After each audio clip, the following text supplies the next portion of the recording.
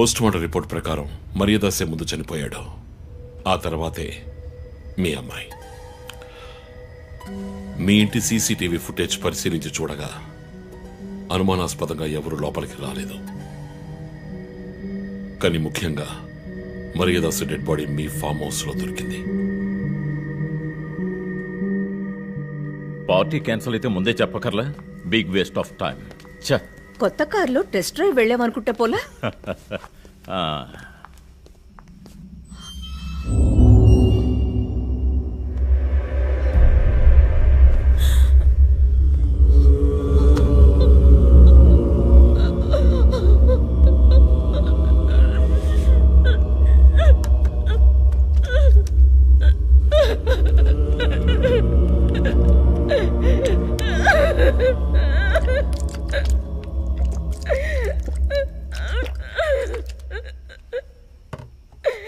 నన్ను క్షమించండమ్మా.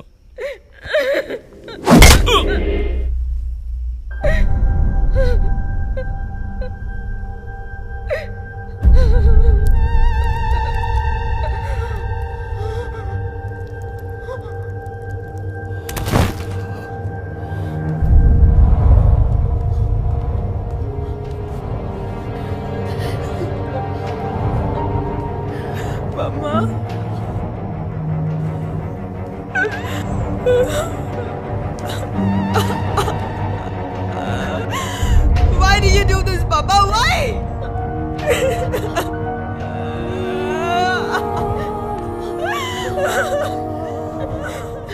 నీకేం తక్కువ చేసాం కదా? నీకేమైనా పిచ్చి పట్టిందా? చూడు, నువ్వు చిన్నపిల్లవి. నీ మంచి కోసమే చెప్తున్నాను. అంతా మేము చూసుకుంటాం.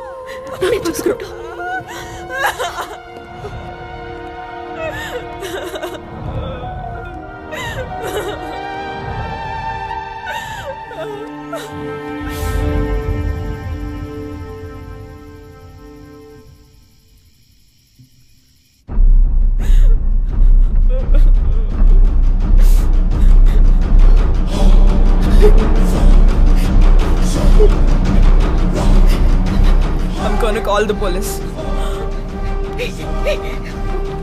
వద్దు. Mom, please leave me. వద్దు. Do something. Stop her.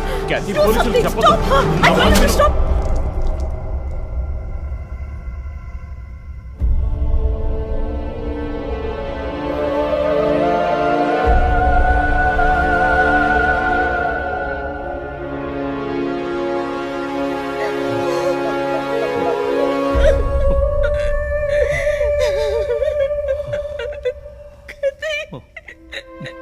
Emmanuel సొసైటీలో చాలా గొప్ప వ్యక్తి, హైలీ ఇన్ఫ్లుయెన్షియల్. ఆ హత్యని కవరప్ చేసి క్రైమ్ సీన్ క్లీన్ చేసేశారు. డబ్బు నగలు దొంగలించబడి క్యాథరిన్ హత్య చేయబడిందని కేసు క్లోజ్ చేసేశారు.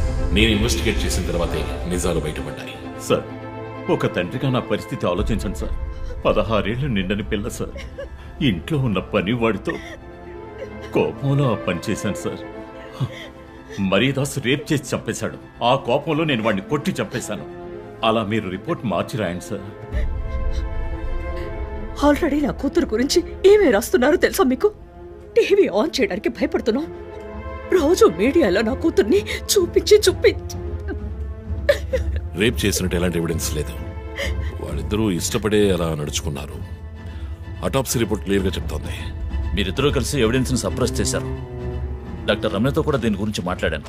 ఆవిడ కలెక్ట్ చేసిన డిఎన్ఏ ఎవిడెన్స్ చాలు మిమ్మల్ని కన్విట్ చేయడానికి. నేను డిఎన్ఏ రిపోర్ట్ మార్చి రాయిస్తాను. నాకు కనెక్షన్స్ ఉన్నాయి. అది నాకు వదిలిపెట్టండి. ఆ శాంపుల్ని బట్టి రిపోర్ట్ మార్చి రాయండి. మీకు ఎంత డబ్బు కావాలన్నా ఇస్తాను. ఇండియాలో, విదేశాల్లో. జస్ట్ అకౌంట్ నెంబర్ చెప్పండి. సార్, మేమిద్దరం సిటీలో లీడింగ్ ఆర్కిటెక్ట్స్. మా రెప్యుటేషన్ ఏం కావాలి? అవమానం sir. We have done right. Yeah, we are done. You have to face the consequences. నా దగ్గరే దాచిపెట్టారు సార్. చెప్పకూడని విషయాలన్నీ చెప్పి ఇలా ఇరుక్కున్నారే సార్.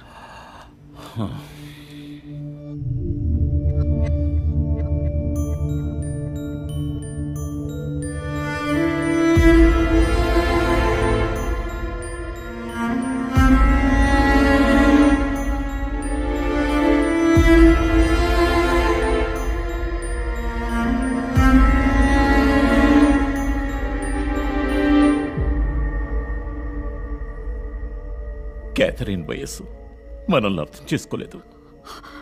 అడిగిందల్లా కొనిచ్చాం. డబ్బు ఖర్చు చేసామే కానీ కొంచెం టైము ఖర్చు చేసి ఉండాల్సింది.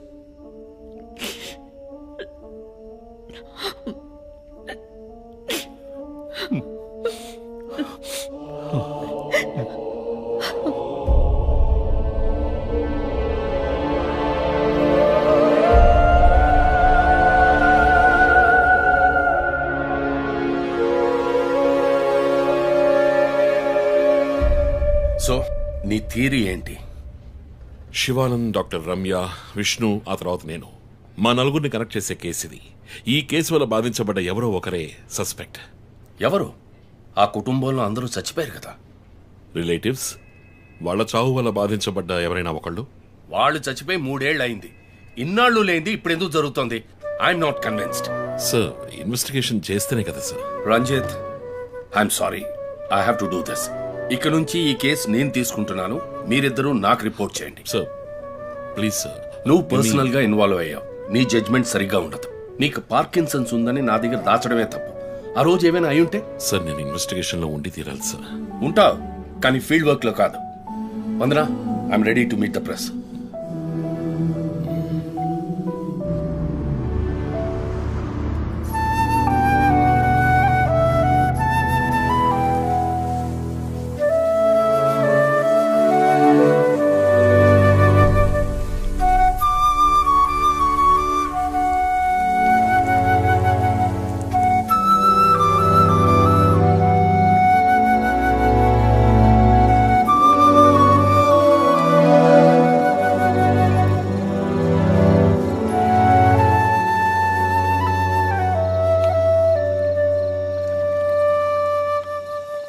ఆయనయ్య పడుకోలేదా?